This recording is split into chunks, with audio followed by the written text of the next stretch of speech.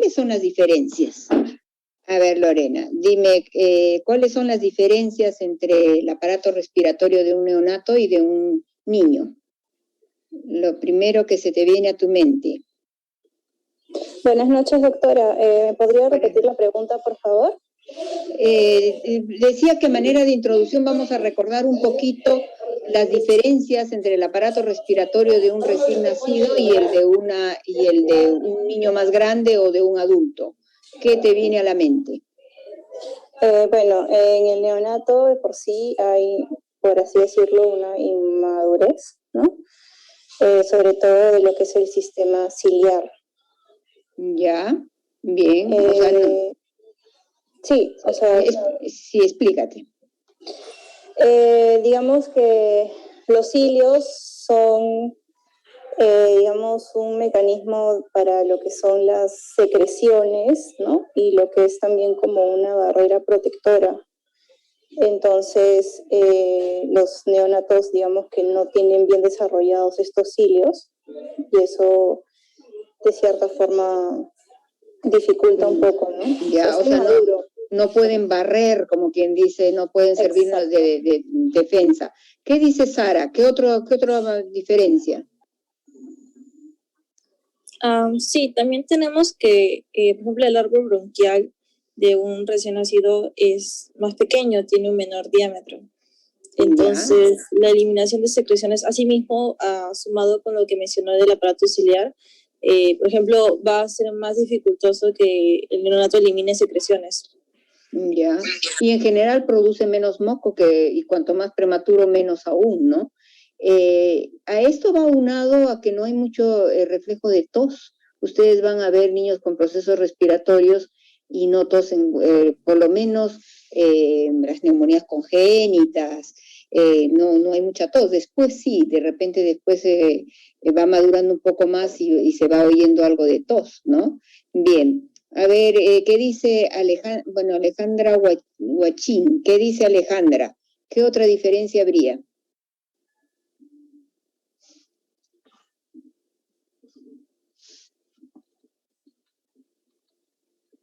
Todavía no está bien conectada Alejandra. Vamos a ver por Michelle. Michelle Medina, ¿qué otra diferencia?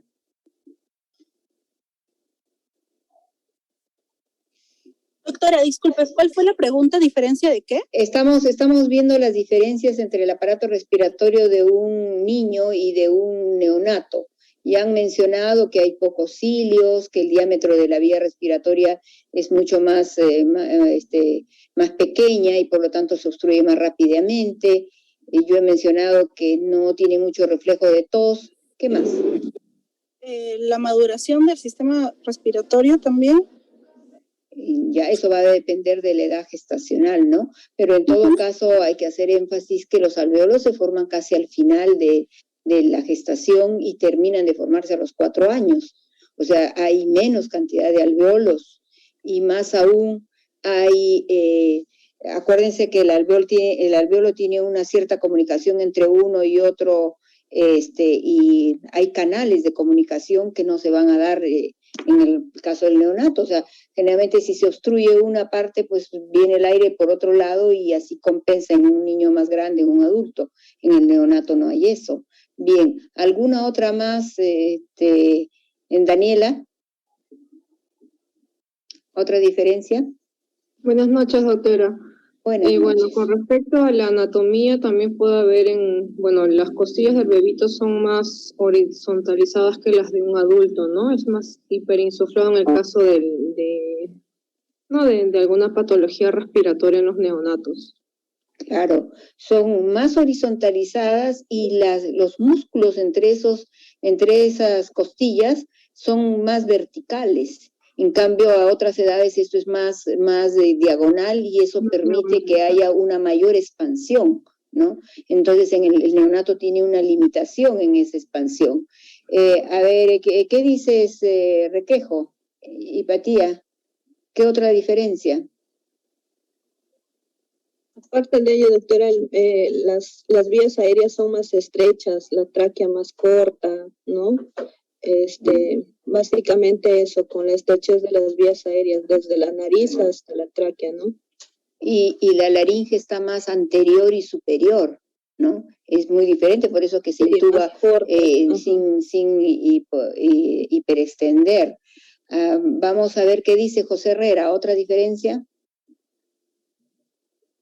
Doctora, también entre las diferencias anatómicas encontramos las narinas más estrechas y el anillo cricoide también es más estrecho, ¿no? Entonces son dos puntos como que al inicio de la entrada de aire y en la parte cricoide es donde empieza ya de por sí la vía respiratoria, o sea, es algo bastante marcado, o sea, que va a marcar bastante todos los patrones respiratorios que podemos encontrar en los neonatos a diferencia de un niño más grande o de un adulto, ¿no? Ya. Kevin, ¿alguna otra diferencia?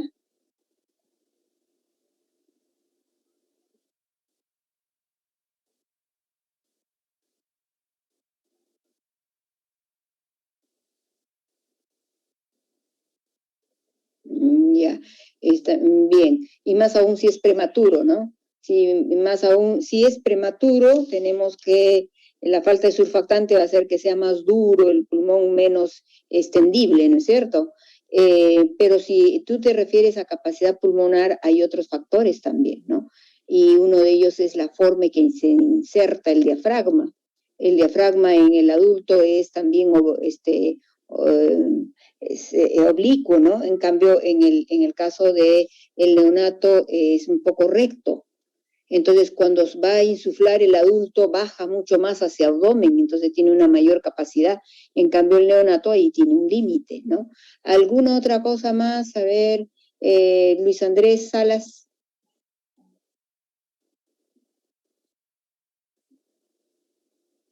Luis Andrés, ¿alguna otra diferencia?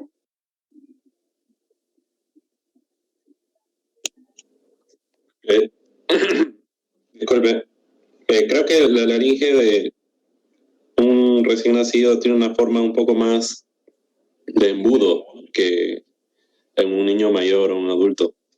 Ya. Y bueno, incluso el propio tórax, ¿no? El propio tórax del neonato es más triangular. En cambio, el del adulto es más cilíndrico. Y eso de triangular le quita de alguna manera, hablando de capacidad, ¿no? No expande. Pero por otro lado, si bien tenemos que el pulmón, de acuerdo a su edad gestacional, tiene una mayor resistencia a la expansión, también tenemos que los huesos son más... A ver, ¿qué me puede decir? A ver, ¿quién? Michelle.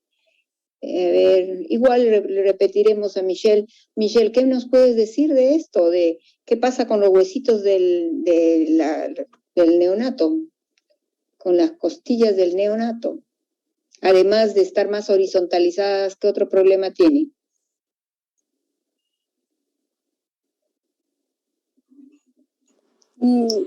No sabría exactamente a qué se refiere, doctora. No, ¿qué otro problema tienen las costillas? No. Bueno, son, como digo, como tienen más cartílago, o sea, deforman con mucho más facilidad, ¿no? Entonces, esto explica, justamente aquí José Herrera quiere mencionarlo, voy a dejar que lo explique. José.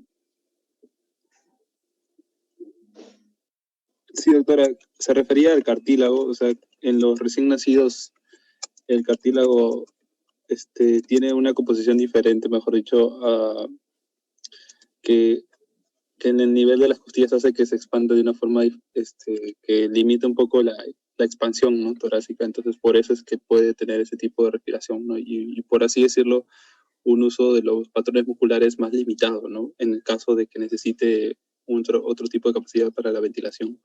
Ya, pero usa más esto, o sea, se nota más su grado de distrés, porque justamente dependiendo, por ejemplo, el que hace membrana hialina va a hacer más retracciones, en el caso de Sam, como van a explicar ustedes, se distiende más porque justamente ese cartílago hace que sea más modificable ese tórax, ¿no? Entonces, a veces más que por signos parenquimales nos damos cuenta por el uso de esos músculos, pero también esos músculos tienen menos cantidad de fibras C, y acuérdense que las fibras C son las que tienen más ATP. Entonces yo puedo tener un neonato que, si bien puede estar saturando bien por el gran esfuerzo que está haciendo, se va a agotar. porque sus fibras son más fibras fetales, fibras del tipo A, que tienen menos mitocondrias. Esa es otra característica, ¿no? Entonces, a veces, no solo por su oxigenación cambias de parámetro ventilatorio, sino también por el grado de esfuerzo que está haciendo y que sabes que en algún momento va a llegar a su límite, ¿no? Pero hay también otros aspectos de control central. A ver, vamos a volver con hipatía. ¿Quién hace el control de la función respiratoria? ¿Y qué pasa con el neonato?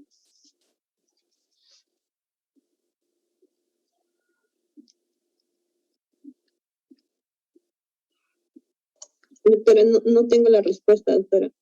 Pero en general, en un adulto, ¿quién lleva quién controla la respiración?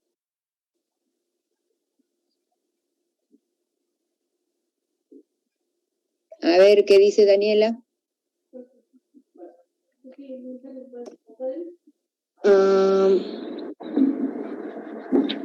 Tampoco tengo la respuesta, doctora. Bueno, de repente ustedes están pensando que les estoy preguntando algo muy complicado. Me refería, aquí hay otra en el chat, vamos a ver quién está queriendo intervenir. No, es la anterior. El centro respiratorio, pues acuérdense que está en el bulbo raquídeo, a eso me refería. Pero acuérdense que el neonato recién a las 34 semanas puede tener cierta maduración y adecuado control. Antes de las 34 semanas va a tener, va a hacer apneas, ¿no? O sea, puede tener requerimientos de oxígeno, puede querer eliminar CO2, pero su sistema nervioso no está maduro como para censar bien como lo que debía hacerse, ¿no? Acuérdense de los que a nivel de carótida hay sensores también a nivel del propio músculo, pero todo esto está inmaduro, entonces no siempre hay una adecuada respuesta, ¿no? No siempre, a veces retienen CO2 y parecen bonitos, rosaditos y no es así, ¿no? O sea, tienen que pensar eso cuando no hay una estrecha correlación entre lo que ven en la placa y lo que ven al bebito, ¿no? Puede ser por falta de control a nivel central. Igual hay otro detalle, que con un adulto que tú le pones oxígeno, no le vas a inhibir su respiración. Un neonato, especialmente un prematuro, a veces solo el hecho de recibir con un poquito más de fuerza el oxígeno ya para su respiración. Es un tipo de reacción diferente, ¿no? Bueno, así hay algunas cosas, pero que hay que conocerlas, hay que tener presente para cuando evaluemos a un niño con problemas respiratorios. Bueno, vamos a darle entonces pase ya a que va a comenzar, supongo que sea José, que vas a comenzar con tu tema. Sí, doctora.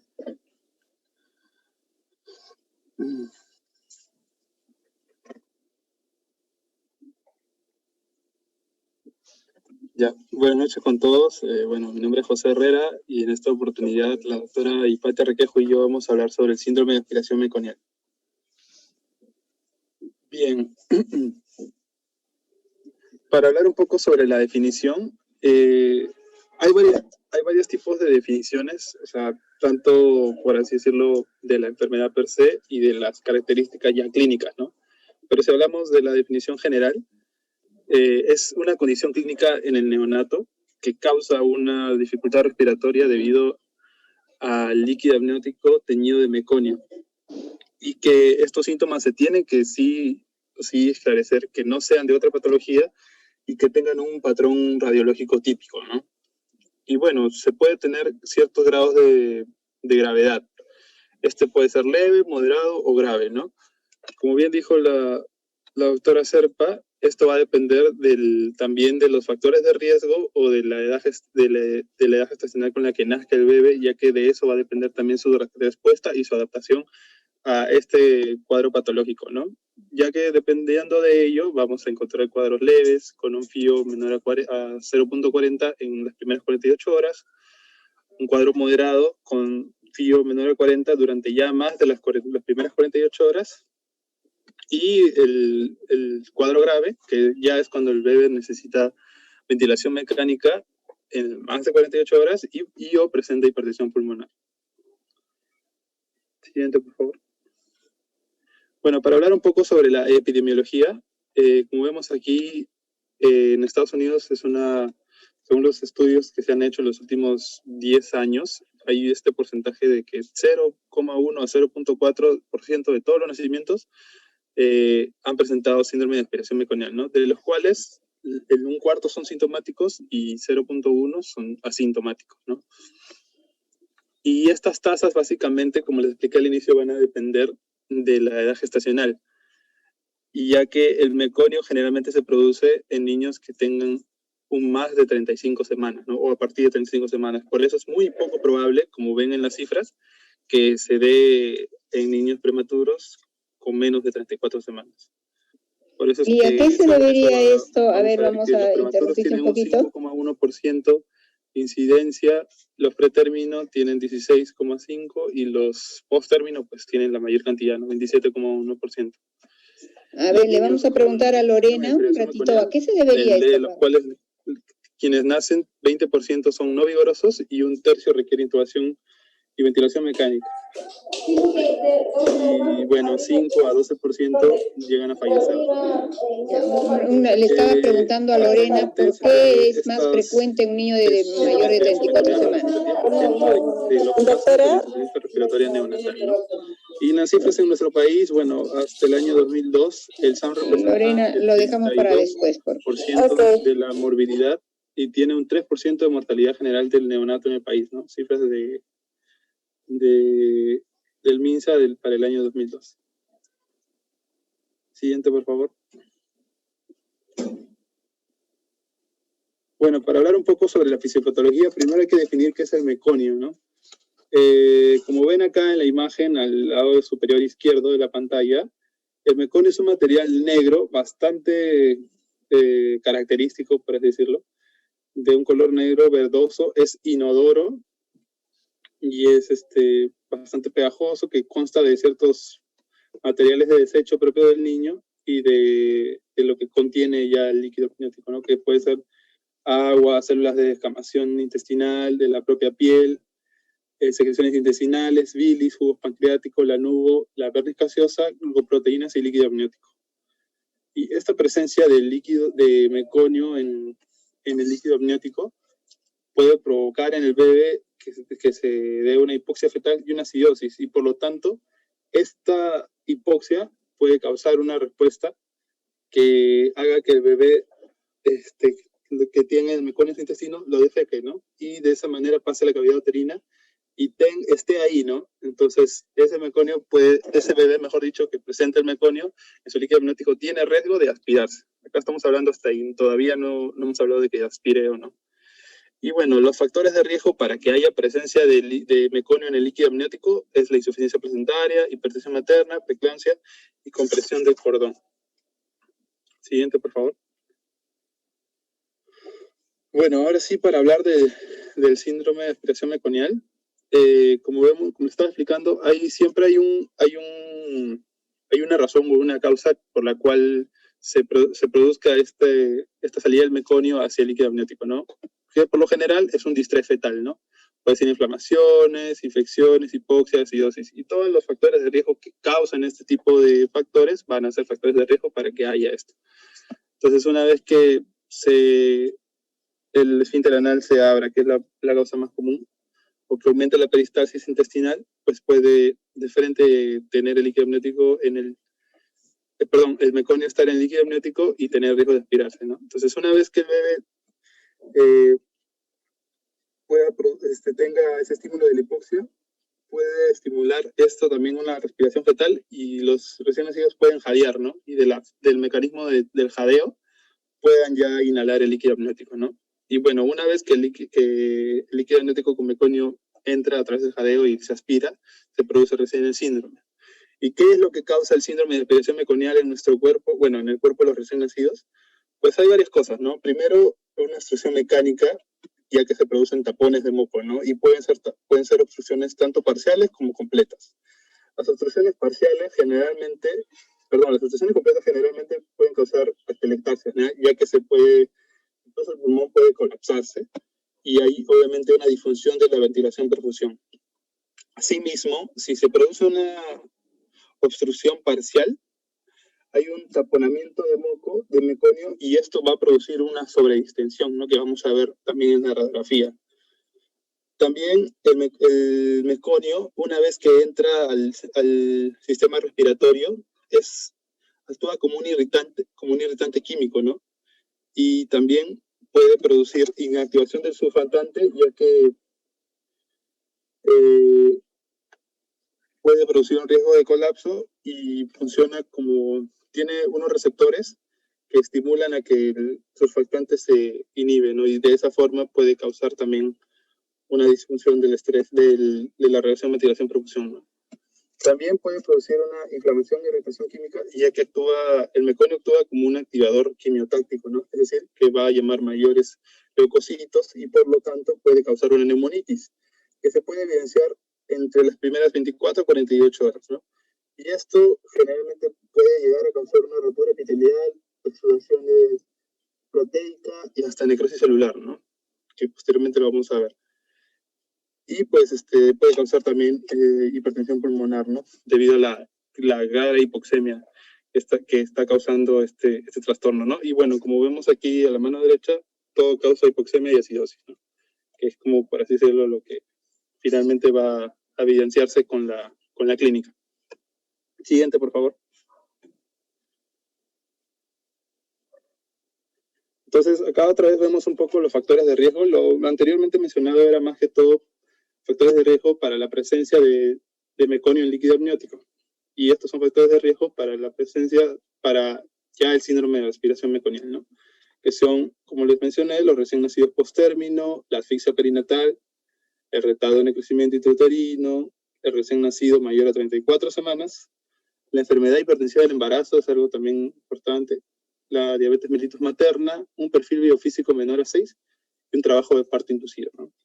Todos estos, como comprenderán, tienen que ver mucho con los estímulos que hablamos al inicio, la fisiopatología. Siguiente, por favor. Bueno, ahora en la clínica hay hallazgos generales y hay hallazgos también pulmonares, básicamente, ¿no? Que, como ya les mencioné, la evidencia del líquido amniótico teñido de meconio, que generalmente se ve al bebé con esta tinción oscura en el examen, y en las primeras 12 horas, pasando las 12 horas, se puede ver ya que el vérniz está manchado de este material, y en las primeras 6 horas se puede ver el cordón umbilical y las uñas, ¿no? Y esto puede verse como en la imagen de su mano derecha, ¿no? Asimismo, la asfixia perinatal, que es una de las causas del 20-30% de los casos de aspiración meconial, también puede causar depresión neurológica o incluso puede evidenciarse con shock, ¿no? Y otro de los hallazgos es que puede esto también causar resección del crecimiento fetal y posmadurez, ¿no? Ya que los bebés que nacen con esta alteración suelen ser pequeños para gestacional y postérminos. ¿Y qué se va a evidenciar en el bebé cuando nazca? Pues una descamación de la piel, uñas largas y disminución del vérniz. Siguiente, por favor.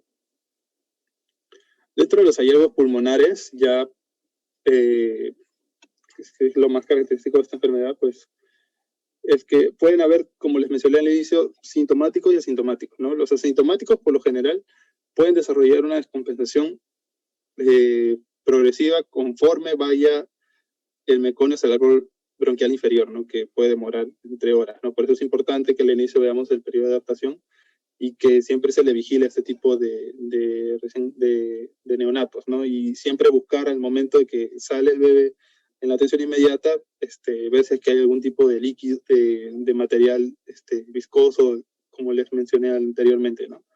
Para al menos esperar y vigilarlo exhaustivamente ya, debido a que una vez que llega al árbol bronquial inferior ya se va a producir todo lo que hemos hablado de los sintomáticos. Que básicamente los sintomáticos, a diferencia de los no sintomáticos, tienen una respuesta o una evidencia clínica casi instantánea, ¿no? ¿Y qué es lo que se ve en ellos? Pues tienen taquipnia, tienen cianosis, hay uso de músculos accesorios, retracciones y pueden haber incluso respiraciones paradójicas, ¿no?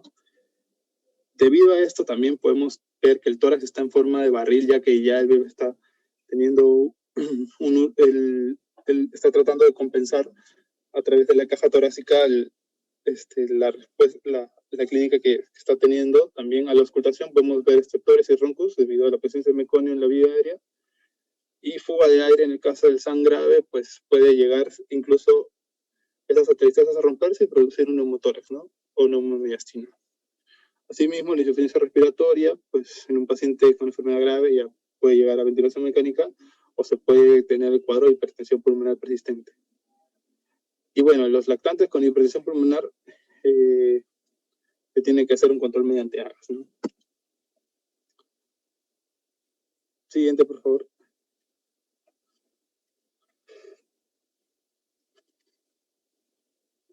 Bueno, y en el diagnóstico, pues, ya hemos evidenciado la evidencia de líquido meconial y sacarle la plaquita posterior a entre las primeras 2 horas o posterior a las 2 horas, dependiendo del cuadro, cómo se haya recibido el bebé en la atención inmediata, y pues el cuadro clínico, ¿no? Siguiente, por favor. Y bueno, para ir finalizando, acá podemos ver 2 placas de tórax. En el lado izquierdo, en la placa A, pues es un recién nacido a término de 41 semanas que está intubado ya por presencia de síndrome de aspiración meconial, ¿no? Se ve creo que en ambos hemitórax se ve las opacidades intersticiales, ¿no? Y hay un borramiento en este lado, ¿no? Que puede deberse a una fuga y un posible derrame pleural, ¿no? Y en la figura B podemos ver que los pulmones están hiperinflados y los diafragmas aplanados, ¿no? Debido a la expansión. Probablemente en este caso, que es un niño de recién nacido a término de 40 semanas, puede haber tenido una obstrucción parcial, ¿no? Y que pueda darnos también, en el caso de como en esta parte de aquí, pues una obstrucción total, atelectasia, ¿no? Y bueno, la evaluación va a depender, como le digo, de la clínica, de los signos radiológicos, y en algunos casos, como les mencioné, en los casos más graves, se puede incluso hacer una ecodoppler para ver si es que hay hipertensión pulmonar persistente, ¿no? Donde se tiene que ver la disfunción sistodiastólica del ventrículo derecho, puede haber disminución del volumen sistólico, tanto del ventrículo derecho como del ventrículo izquierdo, con hipotensión, ¿no?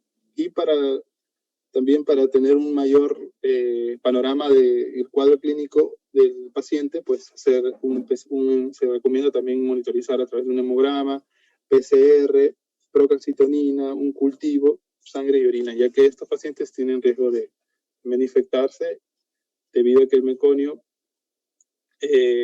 también se ha encontrado bastante asociación en infecciones pulmonares por E. coli. Y también se tiene que, de todas maneras, hacer un seguimiento para ver cómo se está haciendo el avance, ¿no? Y no llegar hasta los puntos más complicados que el bebé requiera ser intubado u otros procedimientos más invasivos, ¿no? Vamos antes de pasar a que hable la residente, hacer algunas preguntas. Yo le había hecho una a Lorena. Cuando se vio factores de riesgo, podrían poner por favor los factores de riesgo, mencionaron el niño que era más frecuente en mayores de 34 semanas. ¿Por qué, Lorena?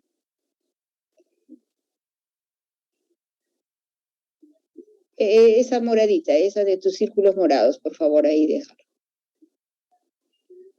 Doctora, disculpe, ¿me podría repetir la pregunta?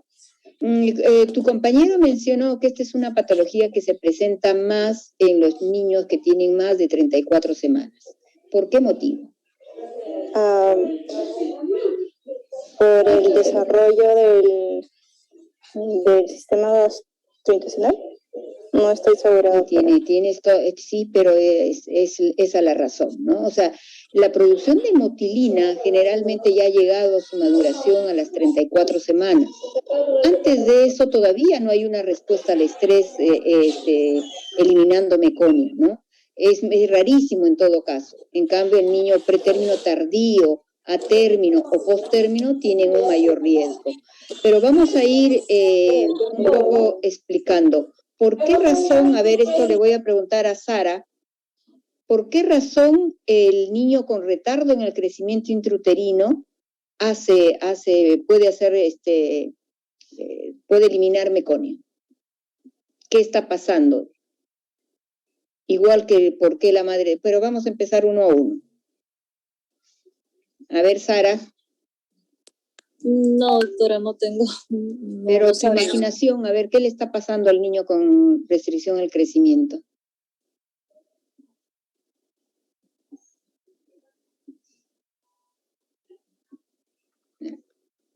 A ver, ¿qué dice Kevin Vargas?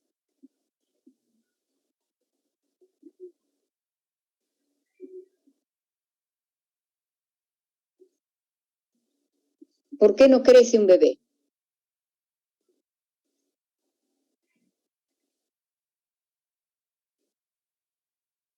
Ya, pero eso es a veces ya consecuencia de algo, ¿no?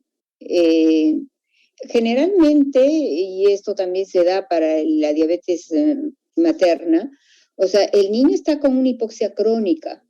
Entonces, ante un mínimo estrés agregado, esto va a hacer de que el niño, como digo, ya pueda eliminar meconio, ¿no? Tanto el hijo de madre diabética también están en una hipoxia crónica.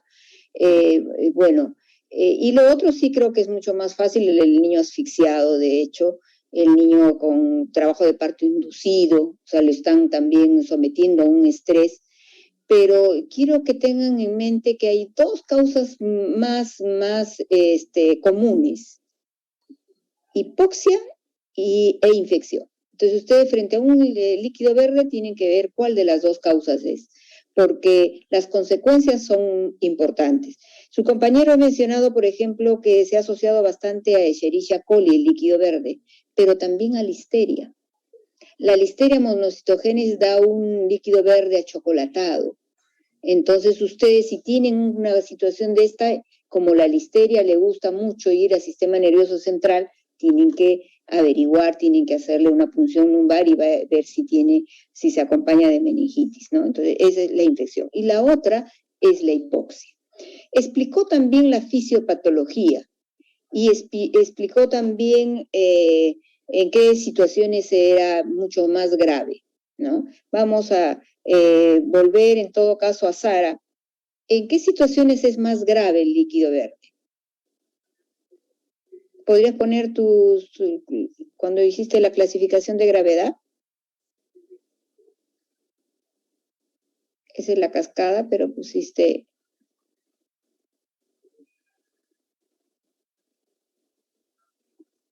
Ya.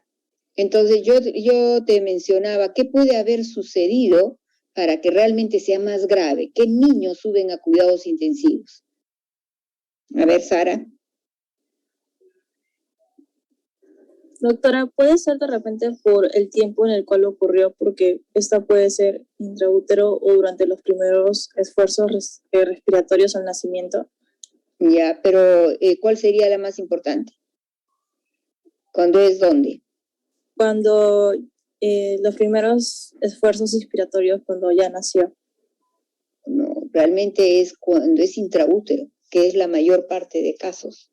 Cuando es intraútero. Bueno, estábamos haciendo el comentario que en qué situación será más grave, si es por hipoxia o es por infección. Doctora, ¿me podría repetir la pregunta, por favor? Ya, estábamos evaluando, pues, como digo, la gravedad de esto, ¿no? Entonces, yo les preguntaba, ¿en qué situación? Si la causa ha sido infecciosa o la causa ha sido hipóxica, es mucho más grave. ¿Qué opinas? Para mí, la situación más grave si la causa ha sido hipóxica. Hipóxica, ¿no es cierto? Porque les explicó muy bien la fisiopatología, que va a producir esto acidosis, y esta acidosis va a producir una mayor constricción de la arteria pulmonar, y cuando pasa más tiempo en esto, esa arteria va a engrosar la parte. Acuérdense que las arterias tienen capa muscular, se engruesa y por lo tanto ya se produce hipertensión pulmonar, como aquí lo ha puesto en la forma grave, ¿no? Y esto va a prolongar la hipoxia. Entonces va a hacer que estos niños, así le demos una adecuada ventilación, no vamos a poder manejar salvo que tengamos óxido nítrico u otras cosas que ya lo dirá la doctora en la terapia para poder relajar. Entonces, esto es un gran problema. Pero vamos a recordar brevemente también qué ha dicho los puntos claves de la clínica. A ver, ¿quién está por aquí? Otra vez a Kevin. A ver, Kevin, ¿cuáles son los puntos claves? ¿Cómo te das cuenta?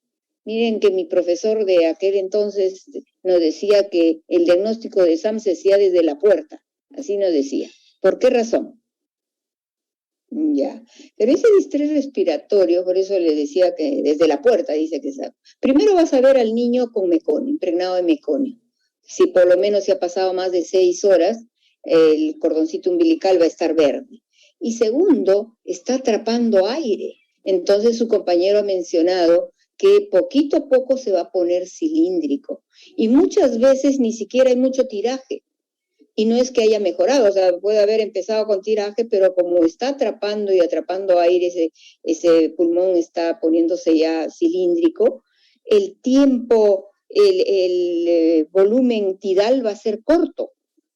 Porque acuérdense que el volumen residual va subiendo, como quien dice, se come al volumen de reserva expiratoria y luego se va comiendo, por decir de alguna manera, al volumen tidal. Entonces tiene una frecuencia alta, pero ya no hay tirajes, pues, porque es muy superficial. A veces 100 de frecuencia. Y eso no significa que vaya a haber mejorado, al contrario, está peor. Está a punto de hacer un neumotórax, ¿no? Entonces, esto es grave. Por eso que clínicamente hay que tener mucho cuidado con el líquido verde. Felizmente que, como bien ha dicho él, no todos los niños que nacen con líquido verde hacen aspiración meconial y no todos los que hacen aspiración meconial tienen las formas graves, pero hay que vigilarlo porque puede ir atrapando y de pronto se les descompensa cuando hacen neumotórax. Entonces, el líquido verde es algo que hay que vigilar.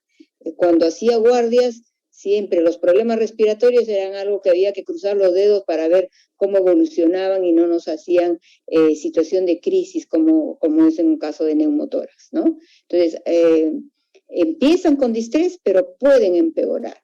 Y si mejoran más lentamente, ¿no? Esa es en promedio la evolución de un niño con líquido verde. Bien, ¿alguna pregunta más a su compañero? Por favor, ¿alguien tiene alguna pregunta? Bueno, si no hay preguntas, vamos a pasar a la doctora, y yo le decía Hipatia, me dicen que es Hipatia, ¿no? Es bien un poco raro el nombre, que no lo sé pronunciar. Discúlpame, doctora Requejo, pero no sé cómo pronunciar. No se preocupe, doctora. Hipatia. Ah, Hipatia, ya. Sí, doctora, gracias. Ya. Bien, continuando una vez más con la parte de prevención y conducta sobre el síndrome de aspiración meconial. Ya. Vamos a hacer una pequeña introducción, recordando que nuestro compañero José Herrera nos había mencionado que el síndrome de aspiración meconial es una dificultad respiratoria caracterizada del recién nacido, que se caracteriza con líquido amniótico teñido de meconio, ¿no? Hay diversos grados de severidad, ¿no? En los cuales vamos a ir ya sospechando nosotros desde una dificultad respiratoria leve hasta una dificultad respiratoria grave, ¿no? Peligrosa para la vida y las complicaciones que hemos estado mencionando anteriormente. La coordinación de la atención entre el equipo obstétrico y neonatal es importante para reducir la incidencia del SAM, ¿no? Es así que vamos a renombrar la importancia de la historia clínica perinatal y del trabajo que tiene que ser coordinado con el equipo de obstetricia, ¿no? ¿Cuál es la finalidad? Es identificar y proporcionar una terapia urgente en aquellos que desarrollen síndrome de aspiración meconial con el objetivo de reducir la morbilidad y la mortalidad, ¿no? Debido a la posibilidad de que vayamos a tener un resultado deficiente, el mejor enfoque para el manejo del síndrome de aspiración meconial es la prevención. Y es ahí donde hacemos énfasis al reconocimiento y la identificación de los factores de riesgo relacionados con el síndrome de aspiración meconial, ¿no? Entonces, dentro de la prevención, dentro de este grupo de la prevención, vamos a iniciar mencionando que debemos identificar a las madres con riesgo de insuficiencia placentaria con un subsiguiente paso de poder hacer el SALAM, ¿no? ¿Quiénes son estas mamitas? Recordando nuevamente, las madres que hacen preeclampsia, madres con hipertensión arterial, con enfermedades respiratorias o cardiovasculares crónicas, los RCIU, los embarazos postmaduros o en vías de prolongación y las madres fumadoras.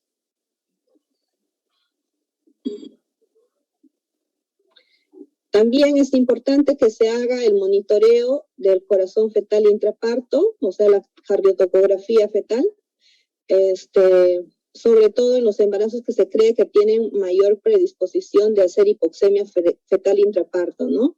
Y sobre todo haciendo énfasis en los embarazos posttérmino y en los que tienen restricción del crecimiento intrauterino, ¿no? ¿Con qué objetivo? De evaluar la adecuación de la oxigenación fetal durante el trabajo de parto, la evaluación y las intervenciones oportunas en los tratamientos anormales indicativos del estrés fetal para reducir la probabilidad de asfixia fetal. También en el tercer grupo está que habla del momento y del tipo del parto, ¿no? En el cual se debe prevenir el parto posttérmino, ¿no? A partir de las 41 semanas de gestación, se dice que se debe realizar la inducción temprana de los embarazos, teniendo en cuenta que los recién nacidos a mayor edad gestacional tienen mayor riesgo de hacer el SALAM. Y con respecto al tipo de parto que se decida optar, no hay estudios que haga diferencias sobre si es por cesárea o si es por vía vaginal. No hay impacto. Como cuarto grupo está la amnioinfusión en el caso de que ya haya la posibilidad de la expulsión ya del líquido del meconio intraútero, ¿no? Está esta posibilidad que es la amnioinfusión intraparto con suero fisiológico con la finalidad de diluir el meconio. Esto con la finalidad de prevenir la compresión del cordón umbilical.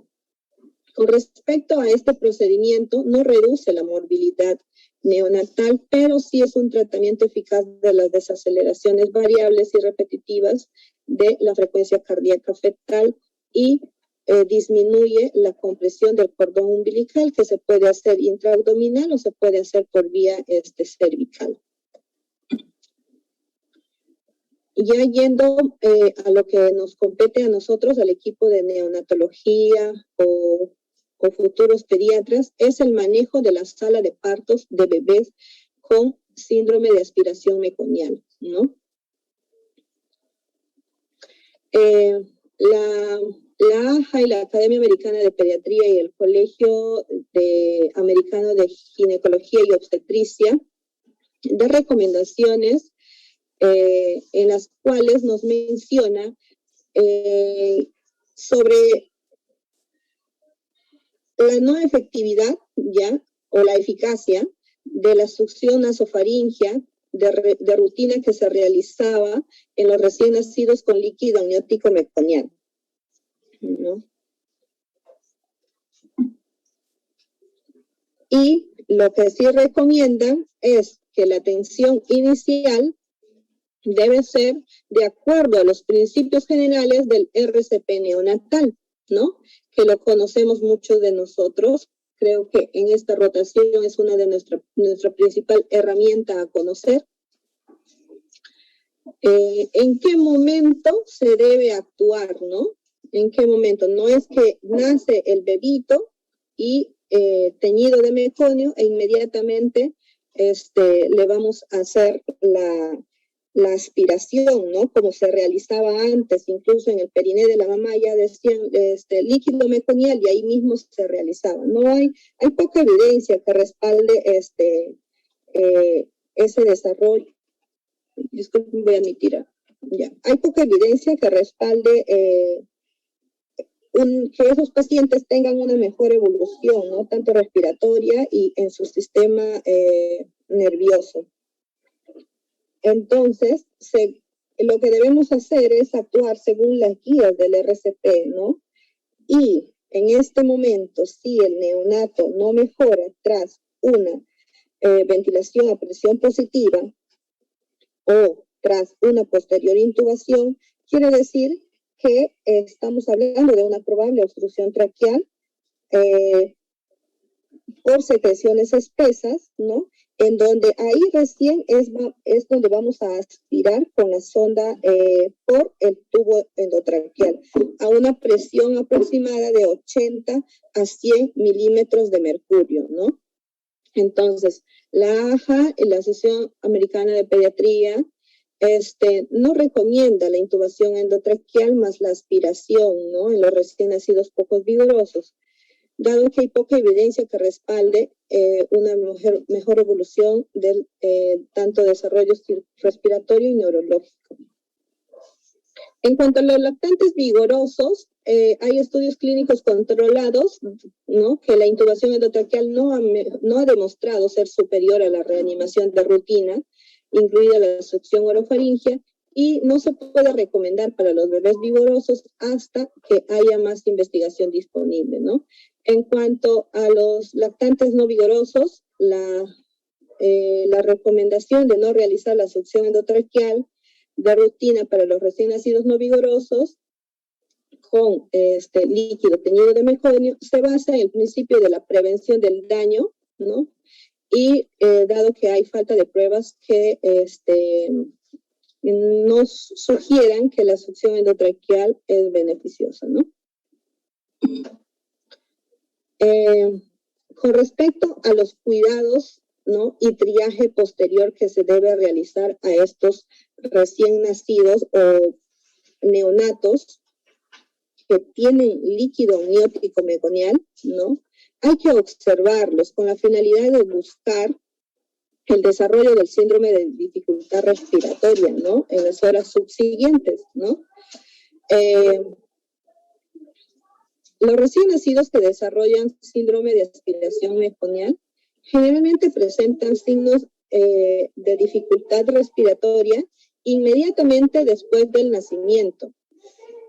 Y en los recién nacidos asintomáticos, sobre todo si tienen un Apgar más de 9 a los 5 minutos, que están admitidos en el alojamiento conjunto o sin supervisión o intervención adicional.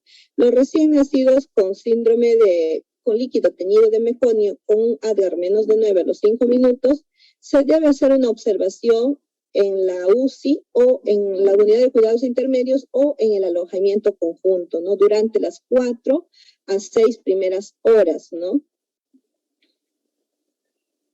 En las cuales se da la transición exitosa a la vida extrauterina. En el caso de que se evidencie ya la dificultad respiratoria, el distrés, se debe pasar al neonato a la unidad de cuidados intensivos neonatales, vigilando la oximetría de pulso, ¿ya? Y solicitándole su radiografía de tórax.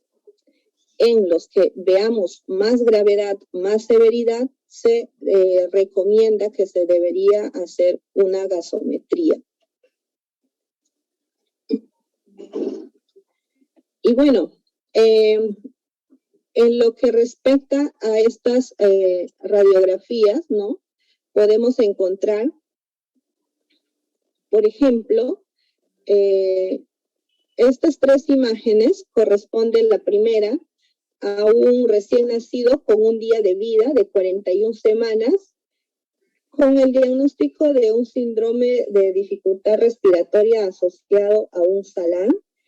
Los hallazgos característicos de esta primera radiografía son opacidades intersticiales difusas, también se observan derrames pleurales, ¿no? Y, bueno, un patrón inespecífico, ¿no? Ya en la lámina B, en la imagen B, es un recién nacido de 5 días con una edad gestacional de 40 semanas y vemos los pulmones hiperinsuflados, los diafragmas están un tanto aplanados y también vemos algunas bandas atelectásicas. En la figura C es el primer bebé que les mostré de la figura A, pero ya con 10 días de vida. Ya. En este bebito ya lo que vemos es hallazgos compatibles con una enfermedad severa. Los pulmones están opacificados, ¿ya? Y la silueta cardíaca está oscurecida, ¿no?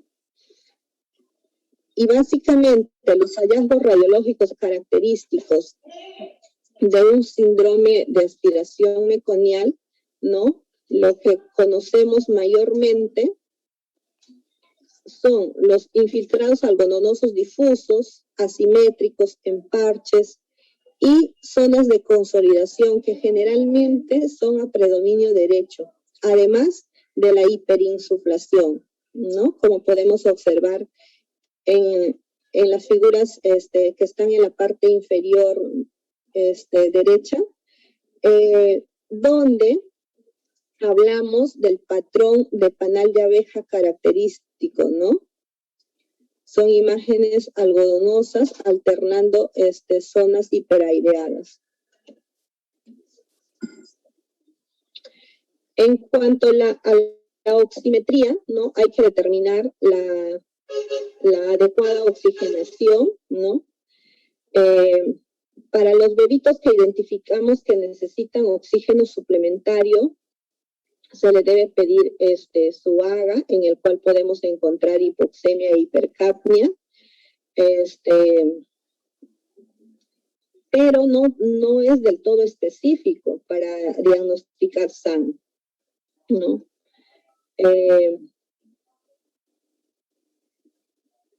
Es importante, ¿no?, que en la oximetría de pulso se debe tomarlo tanto preductal y postductal, ¿no? Ese es el monitoreo que se debe realizar ya con respecto a la oximetría de pulso en los pacientes que se sospecha SALAN. Ya en cuanto al tratamiento, vamos a hablar de medidas generales, ¿ya?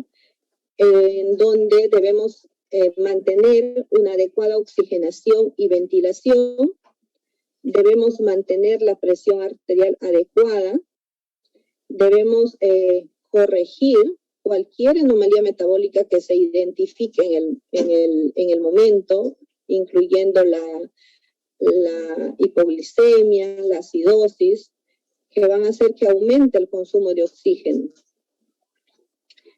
Se recomienda también que el ambiente tiene que ser un ambiente con un entorno térmico neutro, ¿no? A menos que haya signos de una encefalopatía isquémica hipóxica y que necesite el tratamiento con la hipotermia, ¿no? También está indicado la manipulación mínima del lactante con la finalidad de evitar la reactividad ante los estímulos, evitar que se agite para que no se exacerbe la hipertensión pulmonar, ¿no?, en el recién nacido. También se incluye la restricción hídrica, ya que más adelante les voy a ir mencionando. En cuanto al manejo respiratorio, ya, debemos mencionar, ¿no?, que la oxigenación y la ventilación óptima, ya, especialmente porque la hipoxemia y la acidosis y la hipercapnia pueden hacer que aumente la resistencia vascular pulmonar y contribuir con la hipertensión pulmonar persistente en el recién nacido. Y eso es lo que no queremos que llegue, ¿no? En lo cual, ya, mientras el recién nacido está pasando la prueba de diagnóstico, ¿no?, para determinar la causa subyacente, sugerimos que ya le vayamos colocando oxígeno suplementario, ¿no? Todo esto con la finalidad de mantener una saturación preductal de 95 a 98%, con una PO2 entre 55 y 90 milímetros de mercurio, ¿no? Eso va a hacer que se proporcione una oxigenación adecuada, ¿no?, a los tejidos. Eso va a hacer que se evite la lesión pulmonar que pueda resultar de la administración continua de altas concentraciones de oxígeno y evita también la hipoxemia, ¿no? En el caso de tratarse de una enfermedad leve a moderada, ¿ya?, el oxígeno suplementario no debe exceder a una FIO de 0.4 o a 0.5, o es decir, a 40% o 50%, con la finalidad de mantener la saturación objetivo, que es de 95 a 98%, ¿no?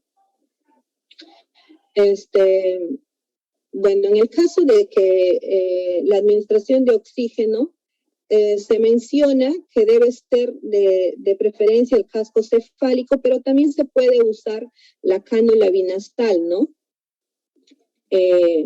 Como conocemos en nuestro servicio, la cánula binasal, cuando es menos de 1 litro, tiene otro dispositivo para manejar menos flujo, ¿no? Como se estamos, y poder usar según el requerimiento del bebito en los casos de leves a moderados. Ya en el caso de la enfermedad grave, ¿no?, cuando sus requerimientos de oxígeno superan a una FIO de 50%, ¿no? Esto refleja que hay un empeoramiento de la falta de ventilación-perfusión, ¿no? Cuando eso ocurre, lo que se sugiere es añadir la presión positiva continua, es decir, proceder a optar por el CPAP, que va a hacer que se mejore la oxigenación, va a evitar las altas concentraciones de oxígeno y va a evitar la necesidad de llegar a una ventilación mecánica, ¿no? Sin embargo, hay una salvedad en el caso del CPAP que se debe usar con precaución en los lactantes con hiperinflación, ya que puede exacerbar la captura del aire, ¿no? Si en nuestra radiografía observamos la hiperinsuflación, ¿no?, debemos monitorear la presión de CO2, ¿no?, y obtener radiografías controles posteriores para asegurar que esa hiperinsuflación no vaya progresando, ¿no? Hay algunos bebitos que a pesar del uso del CPAP, ¿no?, van a requerir otra terapéutica en cuanto a la intervención con soporte oxigenatorio, ¿no?, que puede incluir la ventilación mecánica, la administración exógena de surfactante, el óxido nítrico inhalado y el ECMO, ¿no?, que les voy a mencionar más adelante.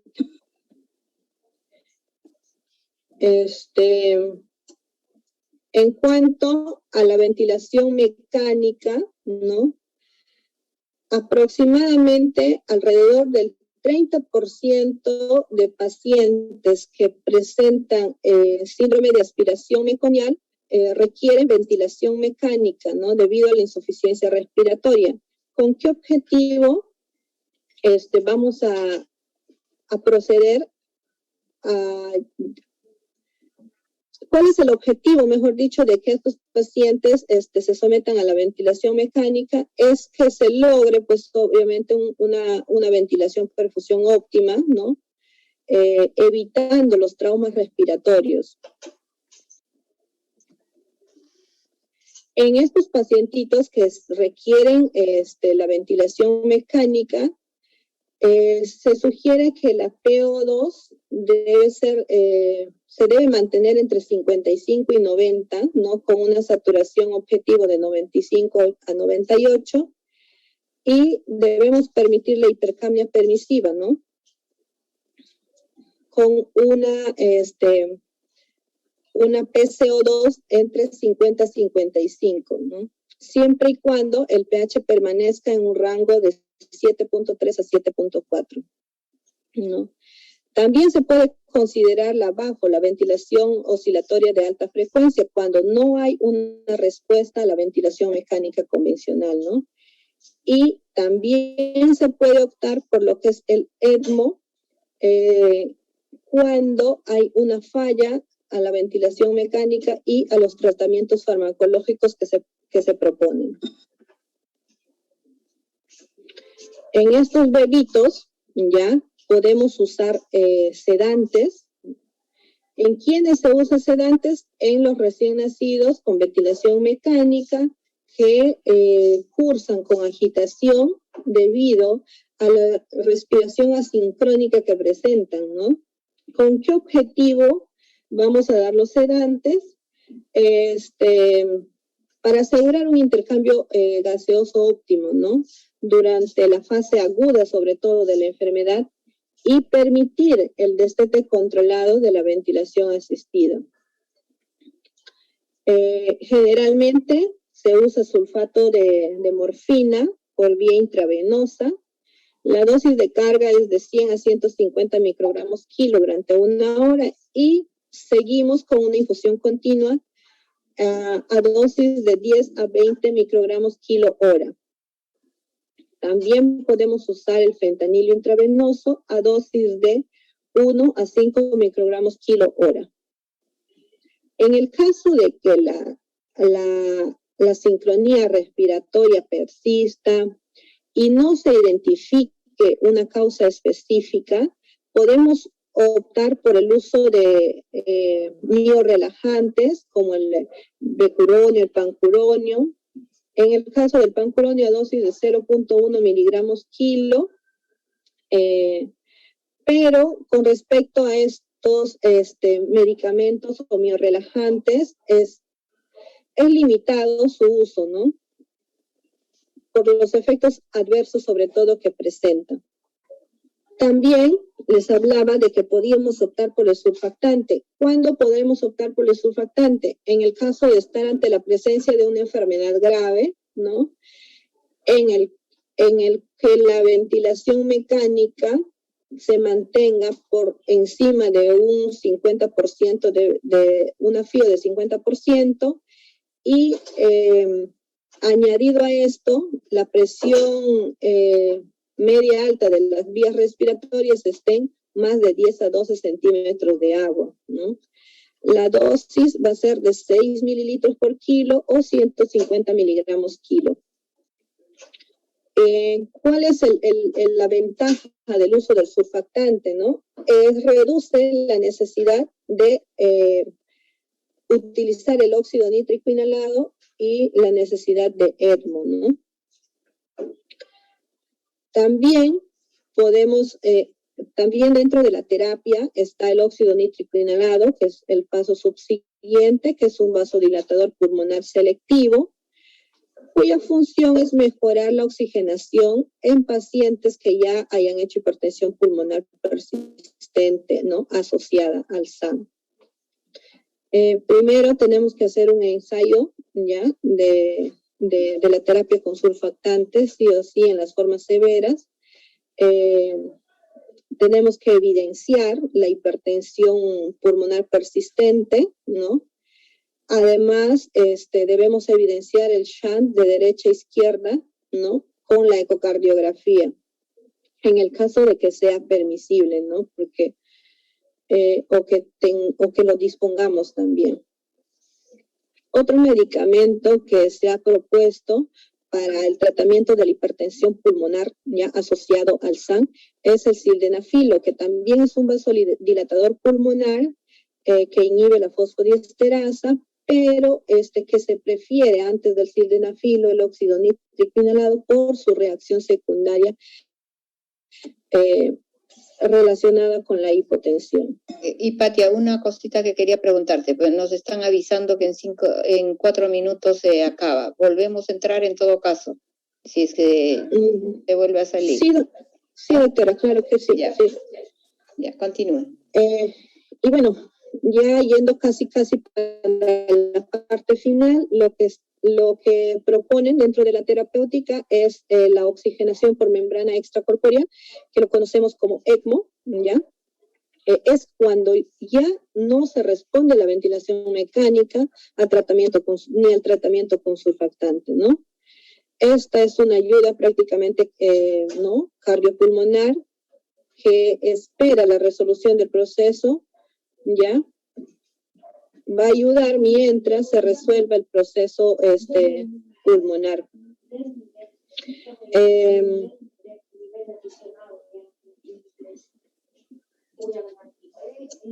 La ventaja es que no hay riesgo de lesión por volutrauma, ¿no? Como en la ventilación mecánica, y del uso de altas concentraciones de oxígeno suplementario, ¿no?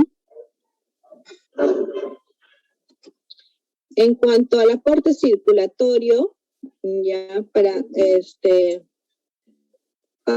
el manejo del síndrome de aspiración meconial, ¿no? Tenemos que asegurar que tengamos un gasto cardíaco adecuado, ¿no? Y una buena perfusión tisular. ¿Qué debemos hacer? Mantener un suficiente volumen intravascular y usar expansores de volumen como el suero fisiológico, ¿ya? Si la presión arterial media está debajo del 5º percentil. Cuando tenemos una enfermedad respiratoria grave, el paciente debe estar en NPO, ¿ya? En pacientes con circulación adecuada, el manejo del líquido parenteral durante las primeras 24 horas es a 60 miligramos kilo, y vamos a iniciar con dextrosa sin electrolitos. Luego ya vamos a ir ajustando el volumen, ¿no? De acuerdo a los requerimientos. En cuanto a la ingesta del sodio, ya vamos a limitarlo con la finalidad de evitar el edema periférico y edema pulmonar. Podemos optar por la NPT si la nutrición enteral está contraindicada, ¿no? En el caso, también mencionan de la transfusión de paquete globular, ¿no? Se puede requerir con la finalidad de optimizar la entrega de oxígeno al tejido, ¿no? Y sugieren que se debe mantener la hemoglobina por encima de 15 gramos por decilitro o un hematocrito de 40 a 45%, ¿no? Sobre todo en los pacientes con SAM severo, que se encuentran en ventilación mecánica, ¿no? Podemos iniciar vasopresores necesarios, sí, cuando necesitamos mantener una presión arterial adecuada, ¿no? Podemos iniciar infusión continua de dopamina de 2.5 a 10 microgramos kilo minuto, que debe ser, titulable, con la finalidad de mantener una PAN normal, ¿no? Teniendo en cuenta que la presión arterial necesita ser mayor en los neonatos con hipertensión pulmonar, con la finalidad de disminuir el shunt de derecha a izquierda. Bien, continuando con la parte de la terapéutica y de los fármacos como tal, también hay consideraciones con respecto a los antibióticos, ¿ya? se menciona que es difícil diferenciar inicialmente una neumonía neonatal o una neumonía bacteriana con la aspiración del meconio, ¿no? Por el curso clínico. Ya esto lo vamos viendo ya con el correr de los días, ¿no? Además por los hallazgos radiológicos compatibles que se hacen posteriormente, ¿no? Pocos niños, hay estudios en los cuales reportan que, bueno, hay poca cantidad de niños que están, que concomitan, ¿no? Con infección bacteriana o con hemocultivos positivos, pero suele estar indicado el uso de antibióticos, en este caso de primera línea, la ampicilina con la gentamicina, ¿no? Y en los cuales se va a ir definiendo ya el ciclo o el tiempo de duración, ¿no? Según los cultivos que nos vayan llegando, ¿no? Y se determina el germen que puede estar concomitando. En el caso de los corticoides, no se recomienda el uso habitual de los corticoides en el SAN, pero sí se ha propuesto darle alguna utilidad con la finalidad de reducir la inflamación causada por el meconio, ¿no? Y bueno, y minimizar la vasoconstricción pulmonar que existe, ¿no? Eso es básicamente con respecto a la terapéutica que se plantea para manejar el SAN. Y en cuanto quería ya ir finalizando con las probables complicaciones que que podemos tener con esta entidad, ¿no? Tenemos al neumotórax, al neumomediastino, la neumonitis bacteriana, la hipertensión pulmonar, lesiones traqueales, hemorragia pulmonar, incluso hemorragia intracraneal se reportan, ¿no? Y lo más relacionado con esto, pues básicamente es la hipertensión pulmonar persistente del recién nacido, ¿no? Asociada al SAN. Más o menos un tercio de los pacientes, ¿no? Que tienen hipertensión pulmonar asociada al SAN, llegan a la mortalidad, ¿no? Según lo que había revisado. En cuanto al pronóstico, es una enfermedad grave, ¿no? Se dice que mueren en los 3 primeros días los que presentan hipoxemia, hipercamia, ¿no? Y un 5%, representa un 5% de todas las muertes en el periodo perinatal. En el caso de presentarse una enfermedad moderada, se recupera en un lapso de 4 o 7 días, ¿no? A largo plazo tiene el pronóstico es variable, y en el caso de los sobrevivientes, en su gran mayoría no tienen secuelas.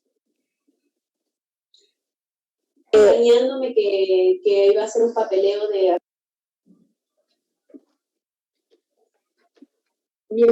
Bien. Bien, Hipatia. Bueno, vamos a esperar algunas preguntas de tus compañeros. A ver, ¿alguna pregunta? Bueno, mientras van pensando sus preguntas, yo quería hacer algunas, o sea, has tratado bastante extensamente lo que pasa incluso con los niños que están graves, ¿no? Pero algunas precisiones. En cuanto a la ventilación, un poquito que se ha ido cambiando el porcentaje al cual ya tomas la decisión de cambiar de un método a otro. O sea, por el mismo daño que ocasiona el oxígeno, ya antes se cambiaba con 0.5, como tú lo mencionaste, entre 4 a 5 y recién le cambiabas. Ahora ha bajado, de hecho, a 0.4. O sea, tú tienes que estar pensando en otro método cuando ya estás usando una fracción inspirada de oxígeno de 0.4. El otro aspecto es que, bueno, felizmente que nuestros bebés, como les había comentado, requieren oxígeno, a lo mucho ventilador, y algunos que hacen hipertensión pulmonar estamos usando más el sildenafilo.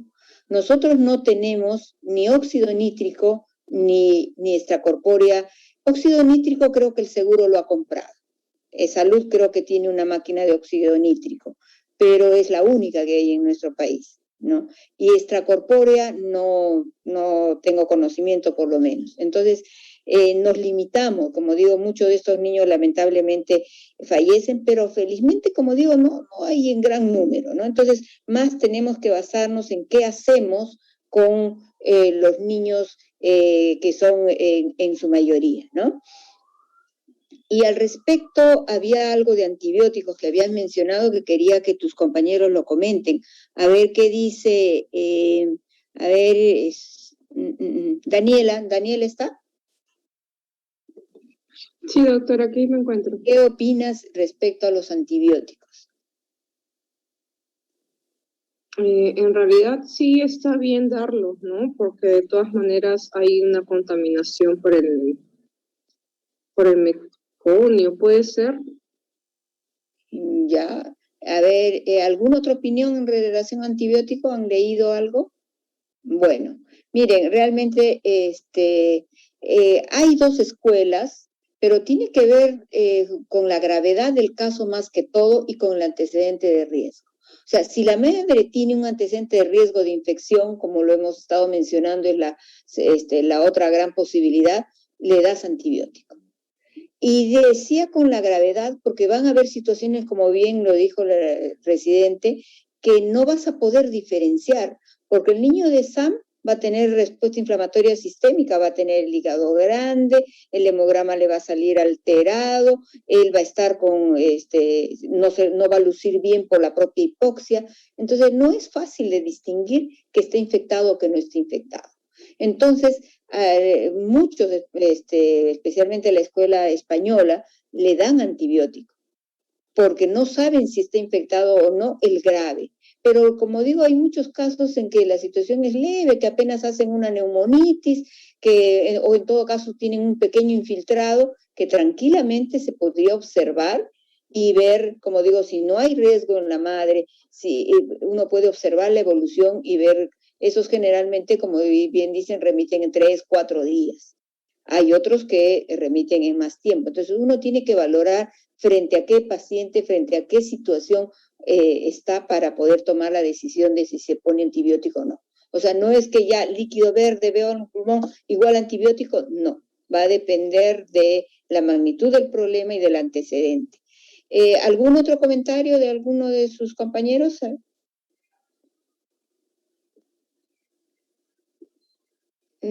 Otra cosa es que en nuestro medio más usamos el fentanilo como sedación. Lo que les quiero comentar, las dos cosas que eran un poco controversiales.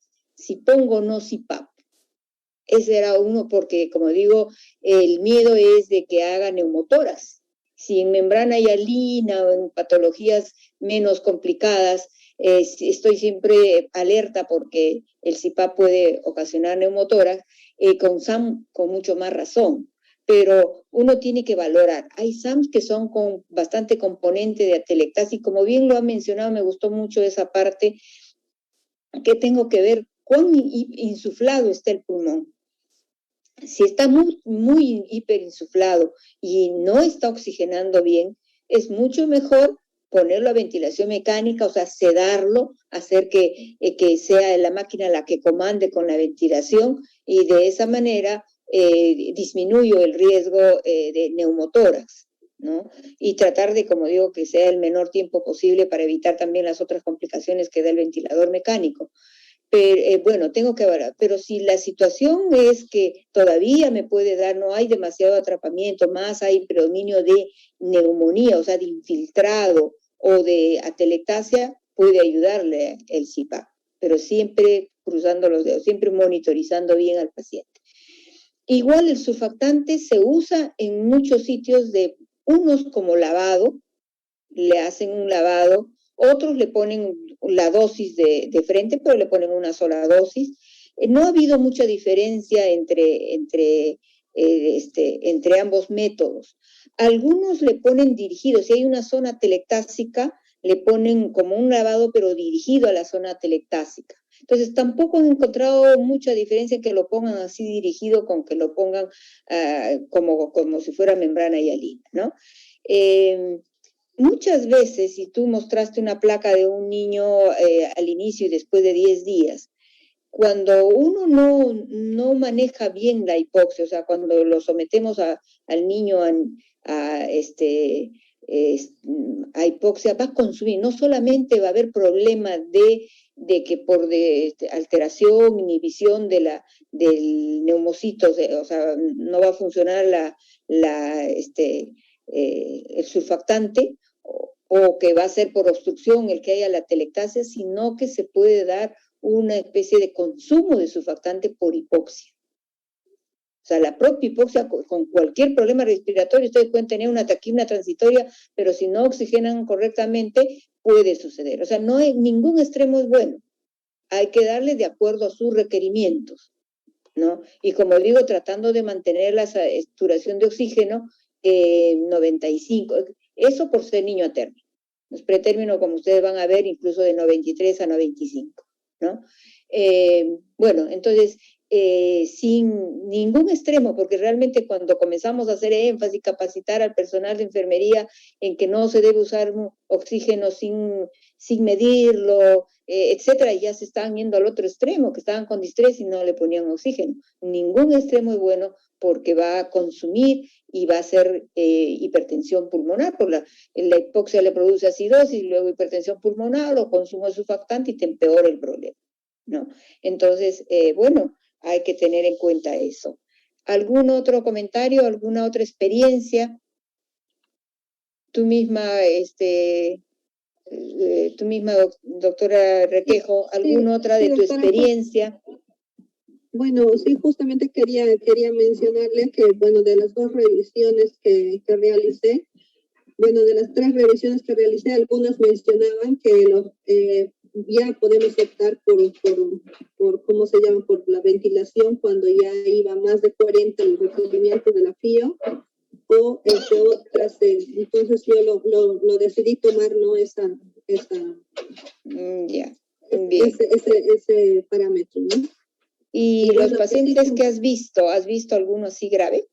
No, doctora, he visto un síndrome de aspiración meconial que justamente se hizo difícil para mí diferenciar si era una neumonía o era un síndrome de aspiración meconial, porque sí veía los infiltrados algodonosos, más o menos como un panal de abeja, pero no tan definido, pero más veía la consolidación, ¿no? A nivel paracardíaco basal derecho. Y más que todo, lo asocié más a una neumonía como que un SAN, ¿no? Pero sí tenía antecedente de líquido amniótico meconial. Y nació con depresión al nacer, depresión moderada al nacer. Mire, no siempre es fácil. En principio, yo digo, cuando ya hay líquido verde, ya tú no puedes saber, como digo, tendría que ser una neumonía lobar para que digas esto es neumonía. Porque el infiltrado alveolar no necesariamente te da la etiología, ¿no? Como dices, si ha sido líquido verde, si ha estado impregnado, ya entró el meconio ahí y ya no puedes saber si hay neumonía o no, ¿no? Entonces, ahí en esos casos, como digo, es el antecedente el que te hace decidir si tienes que desde inicio ponerle antibiótico o realmente la evolución del bebé, como digo, las formas graves ni hablar, o sea, se pone antibiótico, ¿no? Bien. ¿Algún otro comentario? Y me llamó mucho la atención, disculpen ese caso, porque fue un poco, bueno, para mi experiencia, porque no he tenido la oportunidad de ver otro salán. En ese caso de ese pequeño fue como que difícil poder destetarlo del CPAP. A ver, lo poníamos en cánula y regresábamos al CPAP. Lo poníamos a cánula y regresábamos al CPAP. Y poco a poco, recién después de 10 días aproximadamente, hemos podido destetarlo ya.